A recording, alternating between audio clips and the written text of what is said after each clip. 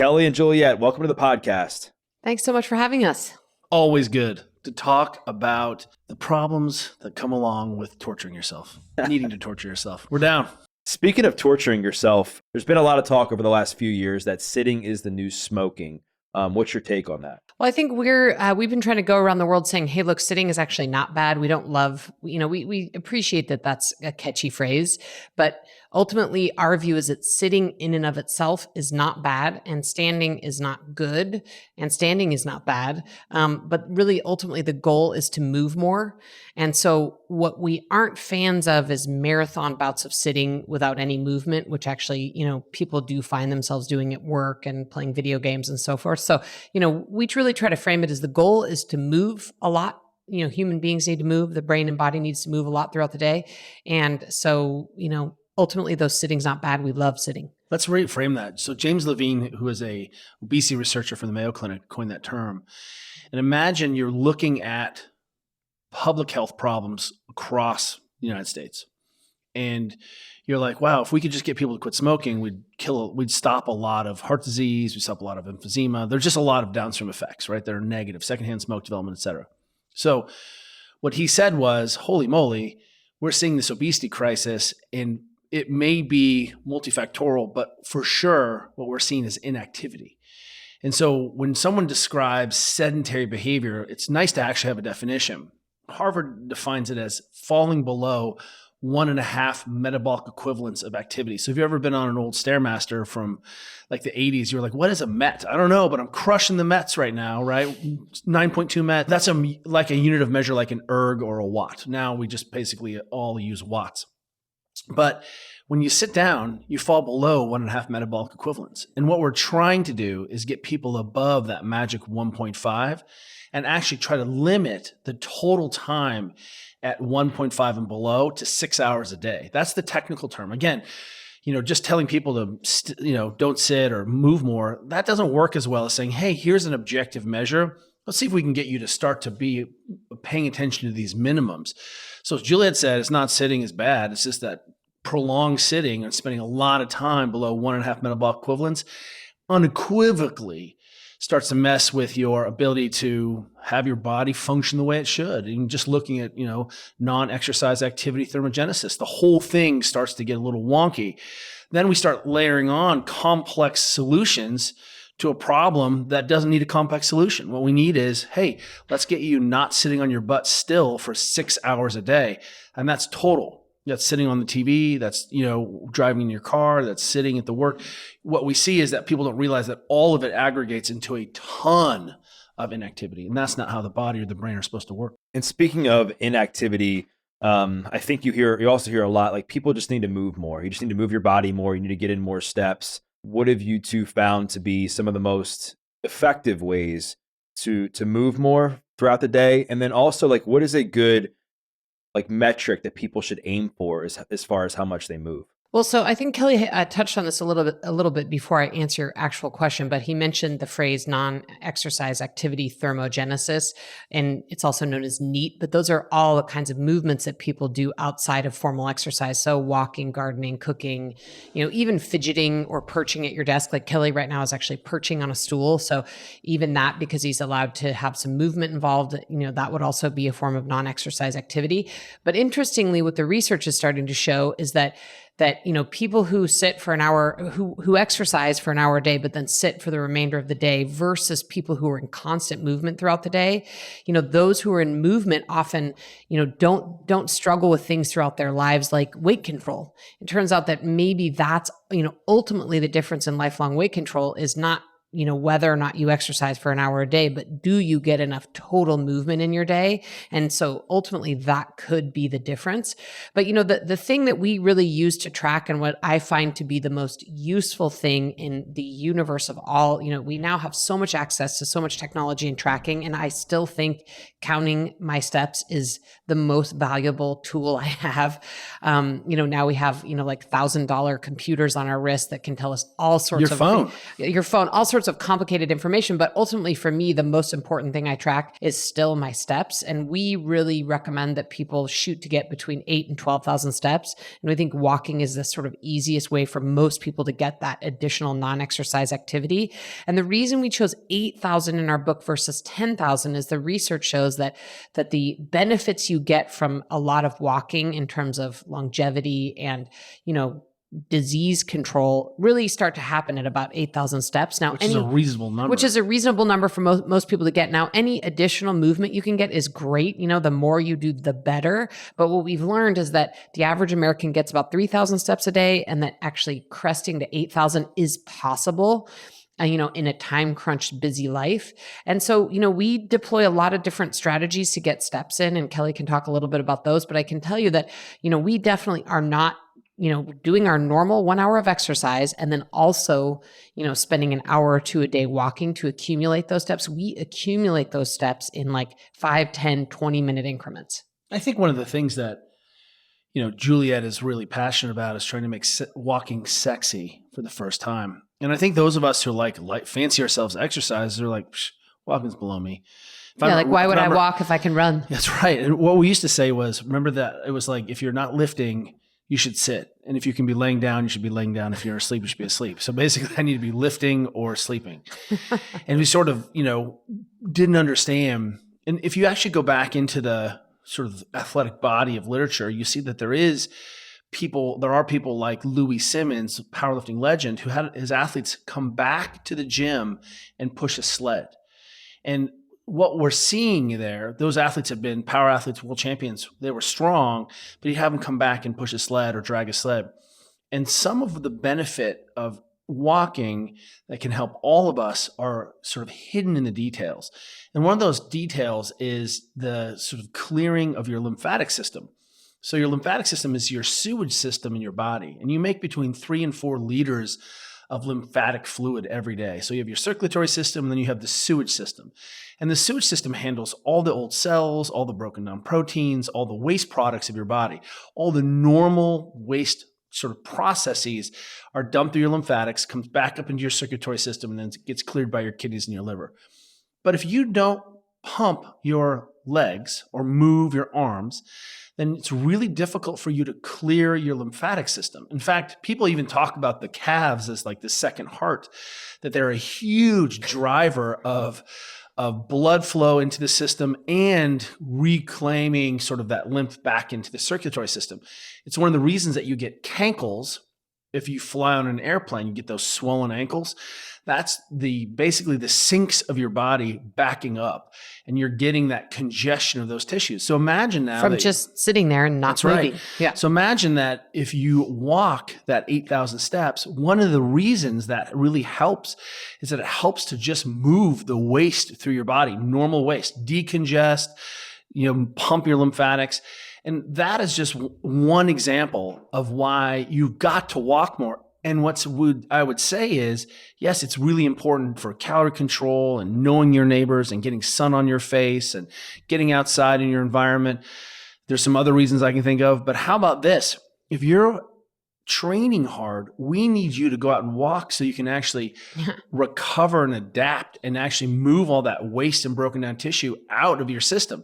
And oftentimes we see that this failure of evacuation of the waste products causes their own sets of problems. Like we see tissues start to become junky, tissues don't slide. So if you want to change everything from improving your ability to fall asleep, to having better tissue quality, to seeing your neighbors, see your son, get some non-exercise activity, control your weight, maybe stop talking about it and get your 8,000 minimum. And then as far as like cadence and how to get the most out of walking, is there a certain like pace you recommend for people dependent on activity levels? Do you recommend people keeping their heart rate in a certain zone? Like how can somebody determine whether or not they're walking at the proper speed for their fitness level? Well, what you've just done is what we've been doing to everyone in fitness forever. Here is something you should do.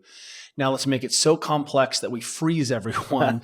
And now we're like, I don't know, is it elite? How do I measure it? So what I'd say is, before you start worrying about what kind of walking and what speed you're doing and all that, get your 8,000 steps. So get more steps in today than you did yesterday. Don't even worry about it, whatever it is, but just start there first.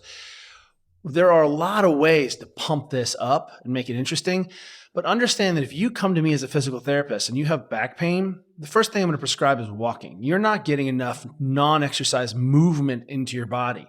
And I need you to accumulate fatigue so you can go to sleep. I need you to just move your system along and get loading in a safe way. One of the easiest ways to change how your brain is perceiving and rewiring, setting up a parameter where your brain can have sort of better plastic features. So, and that means rewiring itself if you have chronic pain, is to walk briskly. And that means whatever brisk is for you. So just a quick walk where you turn up a little bit more, the speed on your walking, you're going to see increased neuroplasticity, but don't be precious about it. As far as like, okay, so I know that you don't want people to focus on like the cadence and the speed and like how necessarily to do it from a fitness component, but what about like posture while walking? Because I imagine that that's important, because I know we're going to talk about back pain, hip pain, and stuff like that as the conversation progresses. Like, what is the proper walking posture? Well, I mean, I think Kelly might, talk a little bit about the sort of reference foot position, but I think what you've done here is cue Kelly up to talk about his favorite subject of all time, which is hip extension, and something that he's obsessed with on a daily basis. So let's hear it, Kells. Oh, let's talk about hip extension more. Everyone wants to talk about this hip is what we extension. talk about at the dinner table, so that's why it's an ongoing joke. The thing, I think what frames it up really well is, I think the way that Juliet and I talk and have come to think about all training or all experience is exposure is the first order of business. So instead of worrying about what walking we should do, let's get walking, then we can see. If you come to me and we're like, hey, I want to squat, we're not going to do squat-like things. We're going to squat today. You may squat very high. You might pause squat to a box. We may have you hold pink dumbbells, 1 pound dumbbells as you squat, but we're squatting today no matter what, because instead of doing squat-like things and waiting till all of those things are perfect before we go squat, we're going to start by introducing you to this movement, to the limits of your ability, your capacities, your range of motion, your skill, your pain, right? We're squatting no matter what. You have back surgery, we're squatting today. You have knee surgery, we're squatting today. 2.5 years ago, I had my knee replaced after a really bad ski accident. I buffered it for as long as I could. And literally the next day I went out and did quarter squats, tiny, tiny squats in ranges that I can control. And the idea here is the first order of business is to do the thing. So one of the things that we can begin to say is once you're walking, now we can start talking about, well, what are the components there? So we could make some easy principles, like first of all, can you breathe through your nose? That's automatically going to trigger better ventilation mechanics. And as you walk briskly, it's going to start to have you do things like have to expand your breath into your belly and your back just by breathing through your nose. We can say things like, hey, let's get your feet walking straight, because a foot straight is a foot that's going to transfer better if you're going up hills. It's going to transfer better to sprinting. It's going to give you more balance options, right? So we can do those things. But as Juliet said, one of the things we've tried to do in Built to Move is create a whole line of reference vital signs, movement vital signs, physical behavioral vital signs. And it turns out that your ability to get into a lunge position is really the root shape of walking or running or sprinting, which is a foundational human experience. So imagine my disdain when people are like, hey, I want to be a better runner or walker. And I'm like, well, you can't even extend your hip at all. Your knee comes behind you a little bit and you're stiff and your butt can't squeeze and you can't basically do a big lunge position. So that lunge shape, which is one of our archetypes, which we call the couch test, this lunge shape, is the root shape. The first order of business is get you walking. Then we can start talking about all the other components, strong feet, better breathing, hip extension, et cetera, to improve that. Well, and back to your original question about, sitting is the new smoking and all the sitting we're doing. I mean, the reason that people can't put their knee behind their butt is because they spend most of their day practicing the opposite position. Squatting. And sitting in a chair in a squatting position, right? And so I think that's part of the reason why Kelly is so obsessed with it is, yes, that is a downstream impact of all the sitting we're doing, is that people really are missing hip extension, and there are some physical consequences of that. And we shouldn't wait around till we have pain. I think that's one of the things that we're losing our minds about is what we've told people is all movement is good. We're exercise optimists. Just get out there and do it. And yet we want people to understand that your body is supposed to do some things. You're supposed to be able to put your hip behind you in hip extension. You're supposed to be able to squat all the way down. You should put your arms over your head. If you struggle with those things, you're not a bad person. It's like suddenly realizing your blood pressure is out of control. And you're like, whoa, I had no idea. I feel fine. But what we know in the long haul, that's going to sort of impart some kind of physiologic cost. And not having access to your native, God-given, evolutionary, biological range of motion is one of the easiest things you can do to make yourself feel better and improve your movement choice and movement options. But until someone points out to you that, hey, I noticed that every time we eat, you have to use these really long forks because your elbows don't bend. You're like, that's so weird. My forks have been getting longer and longer. Why do I use these really 3-foot long forks to eat dinner? I'm like, I don't know. Why don't you just bend your elbow? But if your elbows don't bend, you're like, wow, I had no idea. That's a ridiculous example that I've never used before until just now. But that's what's happening with people's ankles and hips. But the fact is you don't have any pain in those areas. So how would you know that you didn't have range of motion until someone pointed out that, hey, your pain and lack of capacity and inability to move quickly and freely, those things are also associated with how well you move. That's why we can't just be movement optimists. Yes, the first order of business is to move. The second order of business is to restore what it is your body's supposed to do. That's why you brush and floss every night. And I think that, like you said, like it's really sad that a lot of people, they don't make a change until the alarm goes off. And oh, that's humans. With an ankle and like hip tightness, you really don't feel it, right? But the main thing we normally feel is like lower back pain. If we've been sitting on a plane for a while, if we've been like sitting in a chair, we get up like, oh, my back's stiff. What are the signs that somebody has tight hips so they can understand that it's time to make a change? I mean, low back pain would be a big one. Well, we'll start with low back pain. What's interesting is we want people to have a different relationship with what pain means to their body. So this is one of our missions in the book, is sort of reimagine pain. So if you have a fever, nausea, vomiting, diarrhea, something else suspicious is going on, you talk to your doctor. Fever, right, above 104, you're going to get help. If you step off a curb and there's a bone sticking out of your leg, you're like, okay, I broke my ankle, right? Besides pathology and clear injury, we are like, I don't know what's wrong with my back. Maybe it's rabies. Maybe I have gonorrhea. I don't know. We start Googling it. You see, like, I must have herniated 17 discs when I picked up this toothbrush today. And what we've done is basically given people no cues about understanding pain except trauma and tissue damage. Pain does not mean that. Again, I gave you a couple cases of red flags. Go get some help. But we want you to understand that pain is not damage. Pain is a request for change. And when something aches or something is sore or it's your brain getting your attention, asking you for input or for a different behavior. It's a really cool check engine light. And we can actually use it that way. We can say, hey, I went for this walk and now my knees are a little sore. Nothing's wrong with my knees. My brain is just saying, hey, there's something going on with this system. We need you to pay attention. What's cool is that we can use pain in the same way we use wattage or poundage. We can use it as sort of a real time, say, hey, I need to pay attention to that. And which means that I can sort of buffer my normal human stuff where I'm dealing and I'm managing my family and I'm taking care of a sick person and getting good at my job. And then all of a sudden my back is sore. I don't need to freak out. I just need to be like, oh, that means I should do X. It means maybe I look at my hip range of motion. Maybe I have to suddenly say, hey, well, what are the things that make my brain twitchy? Poor nutrition, poor sleep, poor inactivity, being stressed, drinking a ton of alcohol, right? All of those things can contribute to making me more sensitive. And they also contribute, by the way, to making you a worse athlete.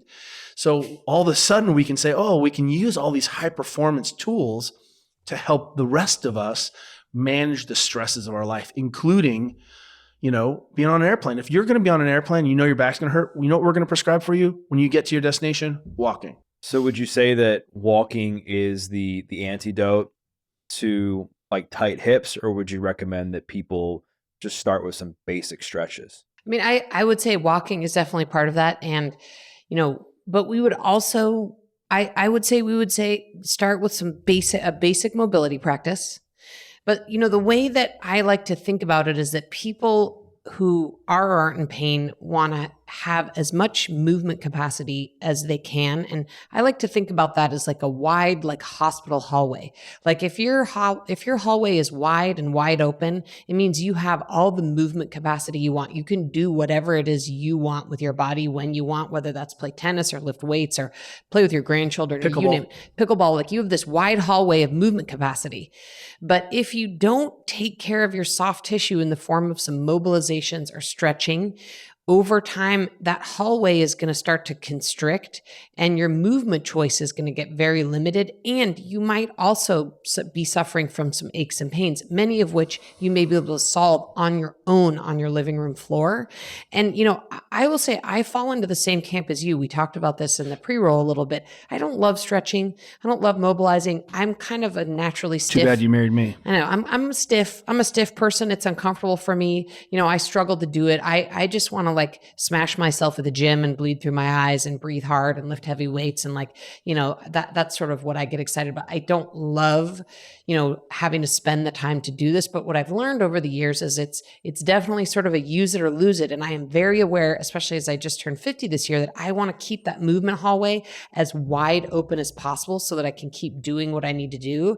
And so in order to do that, I do need to spend 10 or 15 minutes a day, which I do on my living room floor while I'm watching Netflix, putting a little input into my body in the form of stretching, mobilization, soft tissue work with a foam roller or a ball. And I'll say that because I'm still in my 40s. By the way, he's 49 for 3 more months as an aside, but he's really loving this period of our marriage where I'm, I just scored a point in the game where I get to be 40 and Juliet is basically 59. I think J Star brings up a really good point, is that oftentimes for us, we were able to get away with murder and still be really good. I remember competing at the World Championships and having margaritas the night before, and just, we could do whatever we wanted. You cut my hand off and it would grow back. And, nutrition mattered less, sleep mattered less. Of course it mattered. We left capacity on the table and volume on the table. What we're always doing with people when we work with teams and forces and organizations is we're always trying to reduce what we call session cost, which is an easy way of thinking about sort of training load. So whatever training you're doing, we can sort of measure how rigorous that was on your body. The next day, we could look at central nervous system readiness. We could look at force generation. We could look at speed, resting heart rate. Those are all impacts of something we call session cost. And one of the things we're trying to do with our elite athletes is reduce session cost. We know that the goal is stimulus and adaptation. Can I adapt to the stimulus?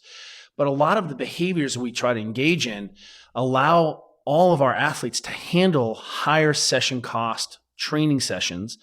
And that means that the next day they can be fresher, which means they can work harder. So what we know is whoever works the hardest over long periods of time wins. But it's not just about work, it's about how can you manage all of that stress and adaptation. Well, we can use the same level of thinking for our lives. What's the session cost for being inactive at a desk for 8 hours? What's the session cost for sitting on a red eye after a marathon? What's the session cost for having a newborn baby, not sleeping for a year? Suddenly we can start to understand inputs and outputs. And what ends up happening as you age is that ultimately a lot of the activities we got away with and paid low session costs with, nothing has changed. I'm going to go deadlift 315 every 30 seconds for 30 minutes. It's one of my favorite workouts. But doing it when I'm 50 years old versus doing it when I'm 25 years old has very different impact on my body. And I'm paying a much greater session cost now than I did before. So as we help people sort this out, the first order of business is saying, hey, look, it doesn't matter if it's sports or non-sports. We want to look at the inputs and outputs of your life and your day as ultimately helping you to reduce those session costs. As you get older, you're going to have to start paying attention because your tissues are changing, your brain is changing, your environment is changing.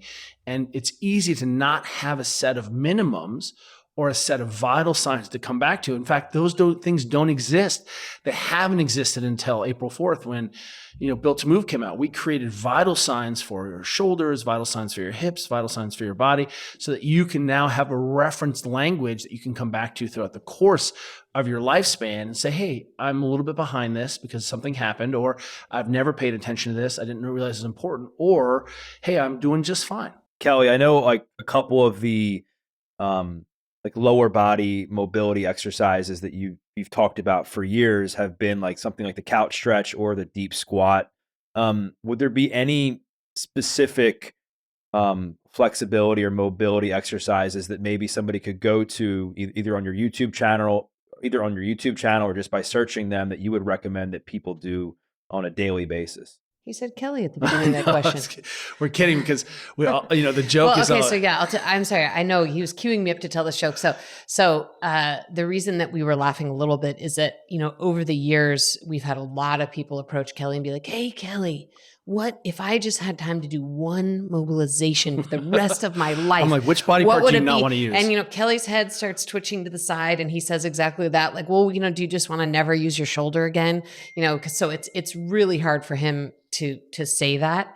I'll say for me, one of the most important go-tos, especially because I am stiff and my hips tend to be super stiff, is the couch stretch. I mean, that's for me like a non-negotiable. I have to do that 4 or 5 times a week. And, the way I fit it into my life is I couch stretch at the end of all my workouts I do 3 minutes aside at the end of my workouts. But, what would you add to that? Or you can't because no body part is or give me an upper body one then. That way we can do the whole body. Yeah. Well, if you're going to search on the YouTube, you should look at my morning routine. We even had a blog post on it.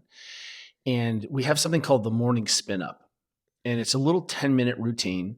It's a hip spin up and was based originally on something we called squat prep. But ultimately, I was thinking, what is the one behavior we could get everyone doing every day that touched a lot of the sort of important shapes of your lower body, that touched your fascia, made your muscles work, touched the end range of your joints of your hips and ankles and knees? And imagine like a modern sun salutation, but stripped out of all the yoga, and you'll see it in the language of like, oh, I understand. This is a lunge. These are hamstrings. It's not in Sanskrit. You're like, oh, I see. This would get me better at squatting. We also have something we call the shoulder spin up, which would be if I was just wanting to touch all the shapes of my shoulder and just remind my brain it's okay to have position there, and I can do it at my home. What we find is we prescribe it for all of our athletes, whether you're an elite surfer, you're about to go knock down a door and, in a sketchy, austere place, you're a, world champion. We want you to do this thing at home in the morning before you leave the house. And what we find is that it's a lot easier to get your body spun up and ready to go when it's time to go. So if you only have an hour to run at lunch or a half hour, you've already touched these shapes. You've already reminded your brain. And the first thing that we do is say, hey, let's go ahead and hit these shapes and touch them. So they're in your repertoire. They're in your lexicon. But as Juliet hinted at earlier, probably the single greatest thing you can do tonight starting is sit on the ground for 30 minutes while you're watching TV and get into as many weird positions as you can on the ground. Sit side saddle, sit 90-90, long sit, kneel, and just touching some of those end range positions for static holds while you're watching TV, you're going to realize you can accumulate a ton of sneaky hip range of motion without any targeting, plus couch stretch. Well, and I would slightly disagree with Kelly about the morning spin up only being appropriate for the morning. I mean, that's one of those areas where we really tell people not to be precious. I mean, everybody's schedules are different and training times and, times when they have time to just do anything in terms of care and feeding of their body, mobilization, soft tissue practice, morning spin up, any spin up. So, I mean, our point of view is really, anytime you can take a moment to do some care and feeding of your body is a good time. So if you can do the morning spin up in the morning, great, but don't not do it because the only time you can do it is at 8 p.m. at night. That's right. And it's totally appropriate then too. And that's a really good point is that, ultimately what we can say is your body should have access. The original idea of becoming a supple leopard was that a leopard can attack and defend at full physical capacity in an instant.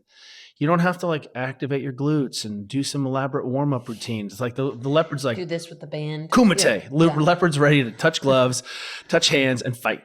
And I want people to have access to their range of motion. In fact, we're so obsessed with this range of motion idea that we think that you shouldn't have to stretch or access your range of motion. You should have it all the time. And if you don't, you should be noodling on it so you can actually do what you're supposed to do in a warm-up. Warm-ups are not time to reclaim your range of motion. That's going to happen for sure. That's typical. But warm-ups are supposed to be shifting your blood from your body to your organs out to your muscles. It's supposed to, raise your core temperature. You're supposed to practice and, increase your nervous system arousal. Like it's never like, my knees don't bend. I should do that before I work out. So ultimately, range of motion is also something that never has to change in your whole life. As you get older, you don't have to sacrifice being able to get up and down off the ground or putting your arms over your head. And the only reason those things become difficult for us is we pay a session cost and we never realize we're paying that session cost until we go to yoga and we can't do downward dog, or you can't hang from a pull-up bar or something like that. So, ultimately how you want to skin that cat, entirely up to you. Do I think you should be doing some hanging for your upper body? Probably every day would be great. But if you can't do that, how are you going to put your arms over your head today? Spin up, at least. And so speaking of like the typical gym warm-up routine, you'll see a lot of people in the gym. They'll get to the gym, they'll reach down, they'll touch their toes, they'll bring their arm across their body. That's right. Nailed it. And then they get going. Let's go. And a lot of people think that that's like static stretching before you work out is the way to go. And I know you don't want to necessarily like demonize certain modalities of stretching and routines for people, but from a scientific perspective, do you think that doing that stuff is causing more harm than good? No, I think it's just not helping. If you and I were going to get into a fight, would you lay on the ground? Get ready. I'm dancing around. Would you foam roll your calves before you got into a fight with Kelly? Like, would that be your go-to? Meanwhile, I'm swinging my arms around, getting my heart rate up, jumping, like opening up my hips. Like one of the things that we're obsessed with from a warm-up standpoint. You're laying on the ground. I'm going to kill you. We're obsessed with jump roping and think it's the greatest warm up of all time for basically all things, right? I mean, you get some shoulder action, you're jumping, you sweat a little bit, you get your heart rate up, we're just and also, we do a lot of work with youth athletes and find that they are horrible at warming up. I mean, literally our kids like dive in the pool and they're like, swim 5,000 meters, right? Zero warm up is often happening in youth sports and youth athletics. And one of the easiest ways and simplest ways to warm up is actually just spend a little time jump roping. So we're such fans of jump roping. It's a really excellent point.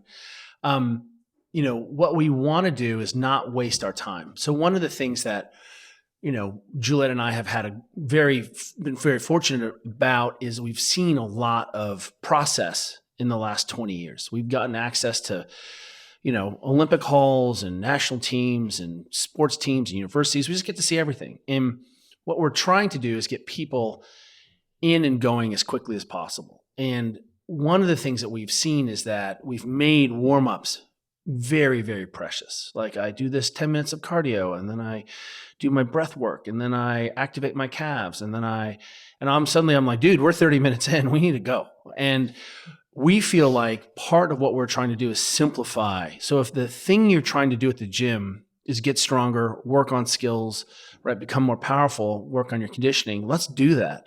How can we get into that more quickly? And more importantly, how can we prepare your body for that? So one of the things we did, for example, is that we became very fanatical about trying to remove some of the soft tissue work and put it towards the end of the day when you're at home. So instead of, the caveat there is if something hurts and you're going to train today, let's see if we can make it feel better before you train. Like that's reasonable, right?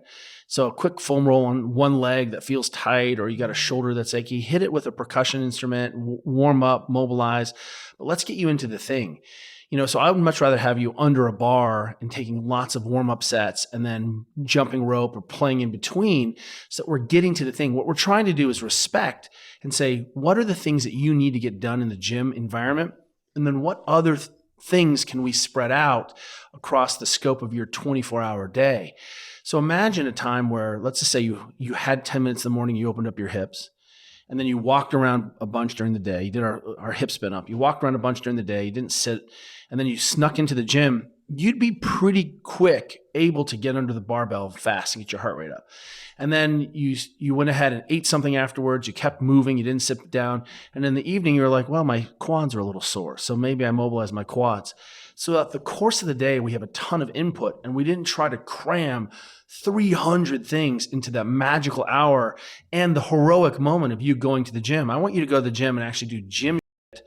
I don't want you to do all these other self-care things. You brought up the foam roller. I know that's a great tool for people to have at their homes. Like, what else would you recommend if somebody were to buy something to keep at their home to help? What other tool would they potentially need for some of these mobility drills that they might have to do? I mean, I would add a lacrosse ball, mostly because it's cheap. It's $2.99 on Amazon, super accessible. Anybody can get one. You can get it at any local sporting goods store, and it's a really effective tool. Ball and a roller for sure. A ball and a roller Ball would be or the two things.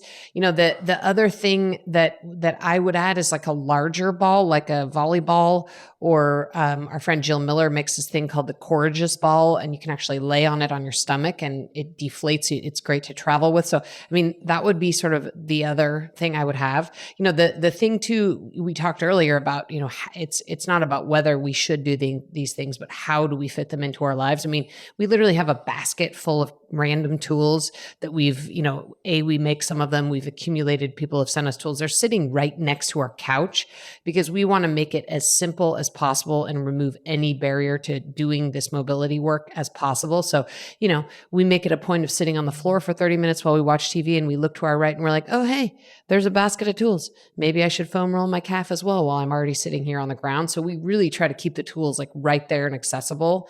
And let me be clear, we live in a cool mid-century modern house. You don't have to make your house look like Gymboree. It doesn't have to be ugly. Yeah.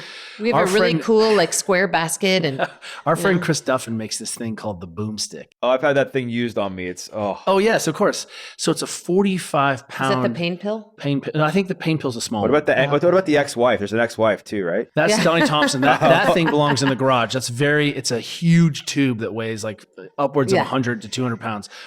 But this object that I'm talking about by Kabuki Strength is this beautiful machined, it looks like a long bullet, and it's like an object of art, and it just sits under our coffee table, and people are like, what is that? I'm like, put it on your quads and figure out. And it is so easy to lay on the ground and take this 45-pound object and then just mobilize yourself. Do long static holds, isometrics, you know, shutdowns. It has a little knurl. You can grip your skin. But what you'll see is, as Juliet hinted at, is setting up the conditions where you don't have to make another choice, or you don't have to summon the willpower.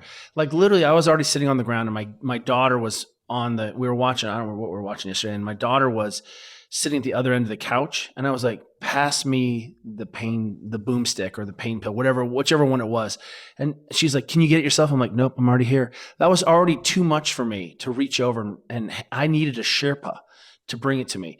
And that really is the allegory for how difficult it is to summon willpower, is that I didn't want to reach over for 5 feet to bring this thing over. I wanted my daughter to bring it to me. And if we can think of making these behaviors that effortless and that frictionless, we see a lot better adherence, and it makes it a lot easier for you to do the right thing or a better thing for your body without having to get in the car and drive to the stretching lab. And like, it's just the more steps between you and getting something done, the less likely you are to do that thing. And then we've touched on obviously how to prevent injury. We've touched on how to prevent injury and how to help injuries with certain exercises, certain mobility drills, certain habits. I know a lot of people are concerned with getting injured when they're actually physically exercising. Other than keeping things flexible, is there certain cues that people should pay attention to, whether it be embracing their core, proper posture? What are your thoughts on that? Sleep. So, I think one of the things that it's difficult for us to say, because I don't have all the data, I don't have all the information about you, what you're doing, your history, your warm up, right? There's a lot of things going there in terms of injury prevention. What we can say unequivocally is, well, we can help your brain be a lot less twitchy and sensitive to perceiving threat from your body. And you can do that with being well hydrated, getting enough protein and micronutrients like fiber and all the things that come with fruits and vegetables. It really being useful having slept. We know that As soon as you put kids in high school and finals, their injury rates start to go through the roof, right? So there's a whole lot of things you can do in terms of your behaviors that have been demonstrated to reduce all injury risk. Ultimately, that's the most important thing in making sure that your tissues are ready to go when it's time to go. Yeah, and I think the point that I want to add there, I mean, obviously, while you're in your training session, you want to focus on technique and ideally have good coaching around you. But I think the point Kelly's making is that, one of the reasons we wrote this book is actually to support coaches, because we owned a commercial gym for so many years. And what we saw was our coaches would be ready for their clients to come in with this amazing program planned out. They're ready to go. And their client would show up grossly ill prepared for their workout session. And, they hadn't slept, they hadn't eaten a vegetable, they'd only had coffee, they'd traveled, they had a baby, they hadn't done any soft tissue work, they hadn't moved their bodies, and then they'd been sitting for the prior 12 hours before their training session. And we saw so many times our coaches had to completely revamp their client's entire program because the person that came in the door was not ready to train at all, and probably in that case, more prone to injury. And so, what I would say is, yes, of course, the in-session considerations are very important. But one of the reasons we wrote this book is we wanted to give a tool to coaches to say, hey, client, what I want to do when you're here is work on your, cardiovascular health and your strength and your technique and agility and all the other things that we train for. But here's this book, and you need to do these things for the other 23 hours of the day so that when you come back for your session with me tomorrow, you're actually going to be prepared to train. Have a better adaptation and response. have a better adaptation in response to the training we are doing. And so, man, there's so many things. I think maybe, someone who would ask that question about how can I avoid injury during my training session may not be thinking that there are 75 things they could be doing outside of their training session in the other 23 hours of the day that are probably going to make the biggest difference there. And let me just reframe for everyone. The gym is the safest place there is. We can control everything in the gym. We can control depth and speed and tempo and control and the number of range of motion and how the weight moves. Go ahead and do a sport, and you open yourself up to immense kind of dangers. Soccer for middle-aged men, dude, you're going to die. Something's going to explode. You're going to rip your calf off. You're going to get slide tackled. What I want people to understand is the gym is the place for us really to understand what's going on underneath. And if you ignore those things, ignore them at your peril. If you are squatting and having a hard time breaking parallel, it doesn't mean we're not going to squat, but it means we're going to become curious, because what we have always said is that the stimulus for adaptation, exercise, training, is also the diagnostic tool. And one of the things that we saw was that people had basically, I did the FMS and I put it in a drawer. I'm like, well, how did it affect your training? What did you do to improve those positions? Nothing. It was a third-party validation snapshot of how effective your training was. What we've done in Supple Leopard, in the app, the Ready State app, et cetera, is even in our sort of formal level 2 coursework, we've tried to give people clear assessments of what complete range of motion is.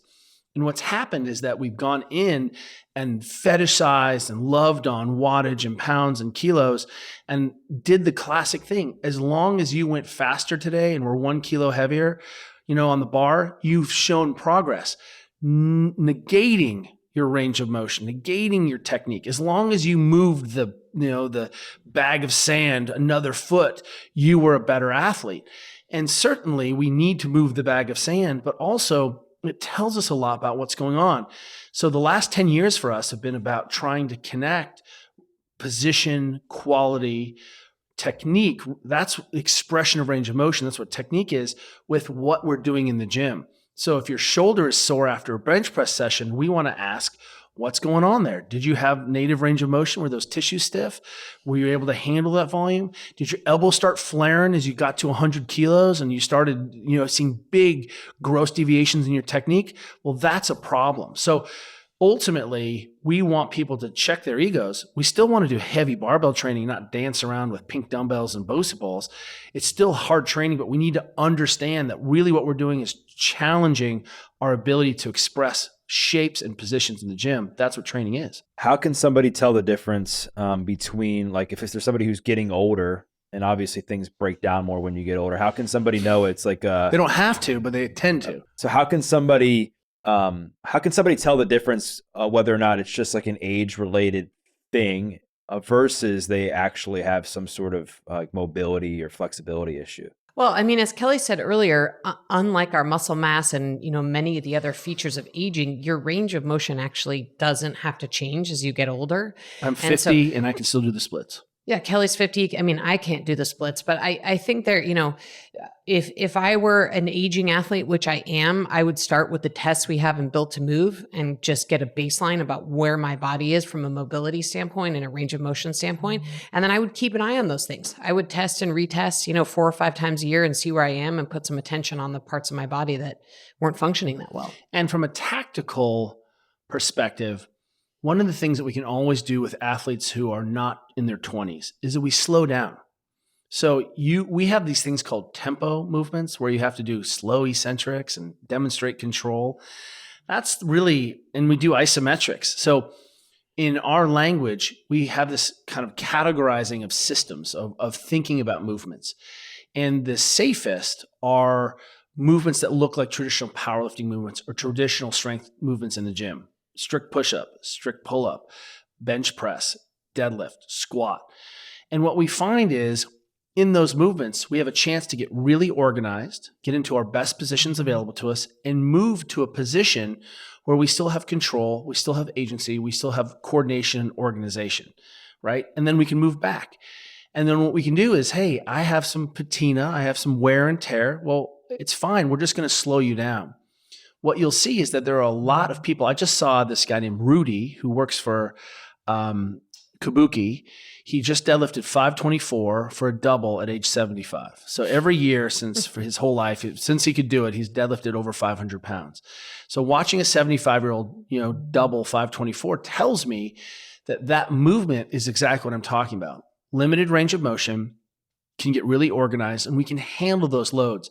What you don't see Rudy doing at 75 is full snatches, where he's got to move fast and have really excellent positions to be able to manage those loads. What ends up happening is those sort of high speed, high load. You can probably strict press your whole life, but your push jerks are probably going to start to go away. And that doesn't have to happen. But what we're seeing is that people, as they age, we lose our range of motion. We don't have to, but our tissues are less likely to handle those big, dynamic, flexible speed loads. And if we just slow down, there's no reason we can't continue to do real strength training our whole lives.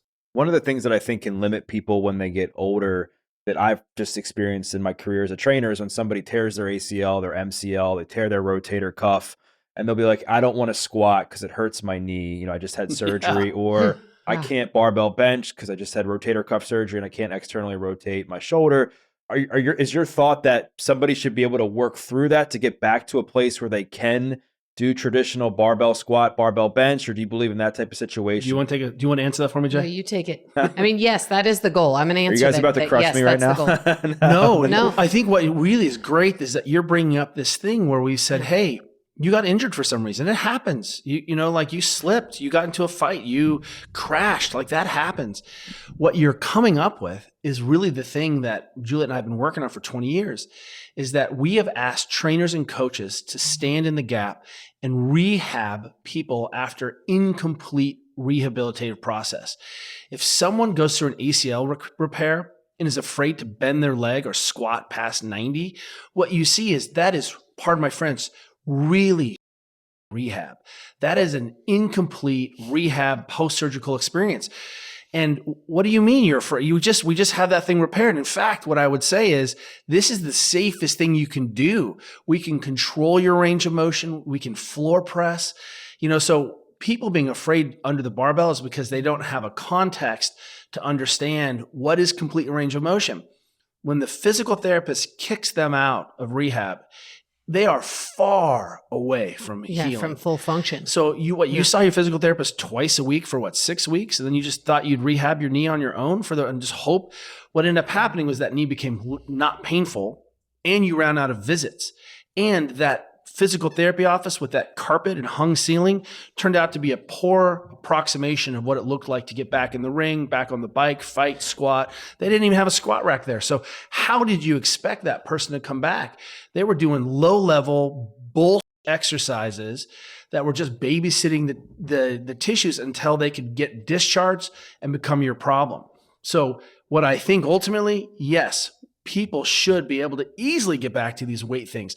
We may have to control some range depth eventually or initially, but not be able to access those things. That's crazy town. You know, one of the things we did at our gym is we had this great sort of group of physical therapist coaches. And it was actually a great business model for us at our gym because, you know, what Kelly's pointing to is that, you know, there's this, most physical therapists can do a great job in that short-term acute rehab period post-surgery, but then people are just discharged and they're nowhere near full function and nowhere near being able to do all the things they want to do. And so we really found that this combo coach physical therapist, or I think any really competent personal trainer or coach, could fill that gap for most people that are trying to get back to full function from surgery. And that there's no reason, and we saw it, you know, 1,000 times at our gym where we would get people at that exact point where they're post-surgical, but they're no longer acute and they were able to get back to full function. So it's totally possible. Yeah, I love how you brought that up because there's definitely been plenty of times in my career where that example that you just laid out has happened, where people had surgery, they come to me and they're like, hey, I can't squat, I can't deadlift, I'm never going to squat or deadlift ever again. Yeah. And then, like, you know, listening to you over the years, it's really changed my mind that the way to heal an injury isn't to move away from the movement. It's to move towards the movement, right? It's not to stop doing that exercise. It's to begin to figure out a way to do it in a healthy way. And Juliet and I tend to bias the tools that we choose towards things that can be regressed and progressed. So rehab has a ton of, we'll call skill transfer exercises, corrective exercise, movements, ways of babysitting or trying to have an adaptation while something is healing. But those things are all cul-de-sacs. They're all dead ends. Ultimately, they can't be progressed. So I'm going to ask you a question here, and you better know the answer. Are you ready? I'm putting you on the spot. What is the world record slant board squat? You know why you don't see it? Because it doesn't exist. Because no one squats heavy on a slant board because you can't. So your knees shear apart. That's why you don't see people doing 500-pound back squats on a slant board. So what ends up happening is that we say, hey, that slant board is a really useful tool to restore people's squatting moments because it takes the hips out of it because your torso is so upright. It allows you to not even have to use your ankle dorsiflexion at all. It's so easy. It's a great tool, but eventually you're going to have to get rid of the slant board.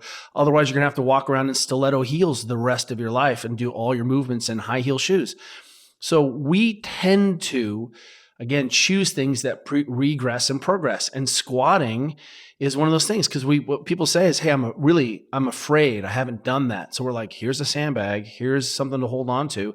We're going to goblet squat to a high box and we're going to progress that. And then we're going to get it lower and lower. And then we're just going to change where the weight is. Now it's on your back. Now it's in your hands. Now it's at your chest. And ultimately, the goal of training, of all good training, is not just to get bigger muscles and be shredded. That's a nice goal, but it's not the goal. It's to restore what the body should be able to do so that the person can go out into the world and utilize that training. And what a failure of physical therapy not to return people to function because we ran out of visits, right? Like you're not ready to play soccer after 3 months. Are you kidding me? Where's the gap in there? And the trainer has been disempowered to be able to say, hey, you don't have full hip extension. You're really sucky in this position. Let's go ahead and put you on some basic linear progressions and start to expose you so that you can go out and ski and do what you want to do with your body. But what happens is people come out and they're so afraid. And then we're just going to do bicep curls and pull-ups the rest of our life? Come on. That's my kind of workout. No. Yeah. Hey, look, curls. We just made a post about this. Curls are for elbow health. I make everyone you work with me, you're going to get curls. Last question I want to ask you too, as we kind of bring things full circle. Obviously in the book, you talk about, you put people through tests for also like neck and shoulder pain. We've talked about the hip pain, lower back pain. We've talked about how to prevent injury with all that. We've also covered sleep. And while I know you want to stay away from specific prescriptions, one of the common things I'll hear from people is my neck hurts, my hips hurt. I must have slept wrong.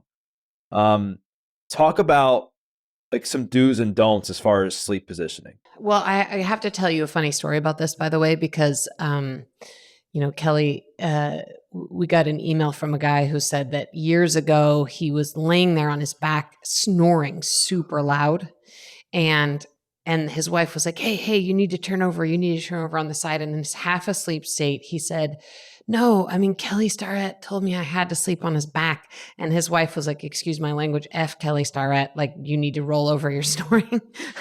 He was sleeping on his back because he didn't have enough shoulder range of motion to sleep comfortably on his side. That's the full story. Yeah.